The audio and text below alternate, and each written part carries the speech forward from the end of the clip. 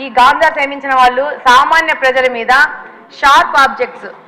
ఇందాక home minister గారు అన్నట్టు బ్లేడ్ బ్యాచ్ అంటారు, వాళ్ళు అది బ్లేడో షార్ప్ ఆబ్జెక్టో చిన్న నైఫ్లో తెలియదు, కానీ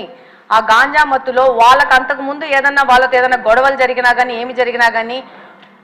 ఏ విధమైన ప్రొవొకేషన్ లేకున్నా కూడా వాళ్ళని అటాక్ చేయడము, వాళ్ళ మీద దాడులు చేయడము, దాదాపు వాళ్ళకి ప్రాణం మీద ప్రమాదం వచ్చే లాగా దాడులు చేస్తూ ఉన్నారు. ఈ బ్లేడ్ బ్యాచ్ నియంత్రణ గురించి ఒకసారి మాట్లాడాలనుకుంటే, లాస్ట్ 5 yearsలో నేను చాలా సందర్భాల్లో చెప్పాను అధ్యక్ష, పోలీసు వ్యవస్థని, పోలీస్ నిఘా వ్యవస్థని కూడా కంప్లీట్గా నిర్వీర్యం చేసే పరిస్థితి వచ్చింది అధ్యక్ష.